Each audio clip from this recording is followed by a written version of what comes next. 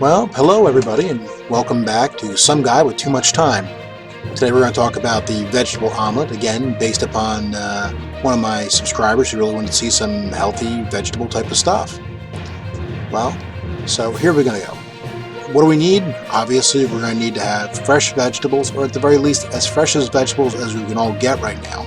Although gardening season is coming up, so we should be able to grow a lot of this ourselves. Again, I love my peppers and onion combination. I like to have different color peppers. It just seems to add a lot more to the overall meal.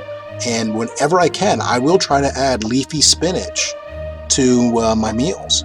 Just think it's a very versatile thing. So we're going to start by taking our onion, and I try to cut this pretty thin.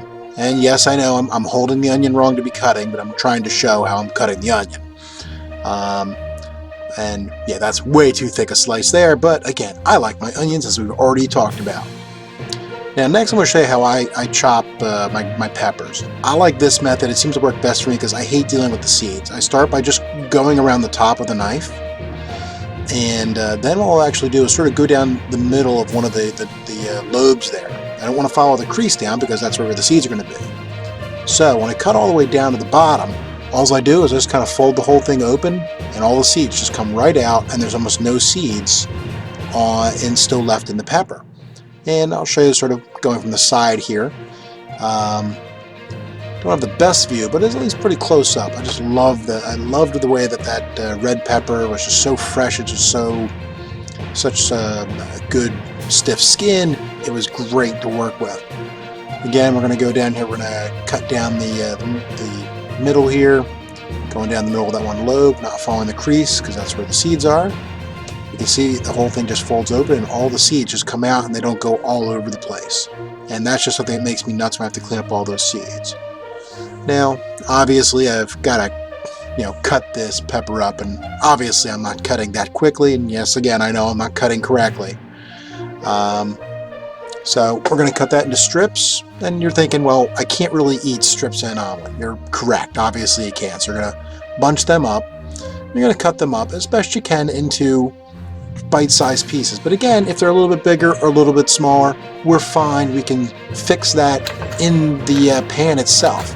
Again, I'm actually cutting a little more correctly there because the angle's just working better for me. Again, getting those things up to the right way so I can cut them without, well, cutting my fingers. Again, this is what my my vegetables all cut up look like. I just love looking at fresh vegetables. I think I might actually frame one of these things. I don't know. So either way, now we're going to get into what do we need? Well, we need a pan. We're going to put in some olive oil. Gotta love your olive oil, and butter. You know what? I think I'd like a little bit more butter in here because who doesn't like butter? Butter's awesome. And once you get that up to kind of a medium-high temperature, you're going to start sautéing these vegetables. At least this is one methodology for doing it. Now, if you actually notice, I'm actually using the spatula to cut some of the pieces into smaller pieces. Now, if I see something that looks a little bit bigger, I'll try to cut it down. Also notice that I added a handful of spinach in there because spinach cooks in like no time. But again, just that the whole sautéing and the butter and the olive oil just adds so much flavor to those vegetables. Now, I don't want to cook them too much. I still want them to have a little bit of crunch, but I do want them to be kind of cooked. Now, here you'll see that I'm adding broccoli. The broccoli was actually blanched first. If you try to cook broccoli at the same time you're cooking all these things, you're just going to end up with burnt broccoli, and everything else will be awful. So notice here I'm actually taking my spatula, again, I'm chopping up that broccoli into smaller pieces. You don't want to put too much broccoli in there unless you're really into broccoli, because broccoli is a really strong flavor. Now we're going to take 2 eggs and we're going to put them into whatever we're going to need to mix them. We're going to add a little bit of milk, just add like a little bit of milk. We're going to season with a little bit of salt, a little bit of pepper. Oh, I should have mentioned that what we did earlier with the vegetables in the skillet, we actually did, since they were all cooked, we did transfer them to a separate plate because we're going to cook our egg separately, but we're going to use it in the same pan. And we did add a little bit more butter in here first. I think that's the reason you don't see the vegetables, because they're on a separate plate right now. So we're going to let that cook for a little bit. I think generically you want to have your temperature probably on like I'll say a 4 out of 10. Usually you want to let it sit a little bit longer than I did, but that's fine. The idea, of course, is you want to kind of lift up the sides and let it go. But you can see that it's really sticking there. You know what? Eggs are great even when they're messed up.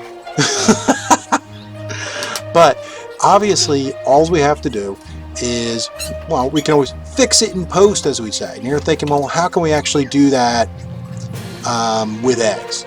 Now, one of the things in my house, people really dislike the idea of just raw eggs. I mean, who doesn't? Now notice I'm going to flip that egg, and look how messed up that looks. So what I'm actually going to do is kind of fold it over, move things over, and then as I just sort of gave you a quick view of what it will look like, I take those vegetables from that separate plate, I put them on there. And then we're going to go ahead and add a little bit of cheese. I added a little bit of Mexican cheese there, a Mexican mix of cheese. You could use anything. I actually tend to like the sharp cheddar, which I'll show you a little bit later. Now when you flip it, what you want to do is you want to go under the omelet to about halfway where your toppings are, and then flip it.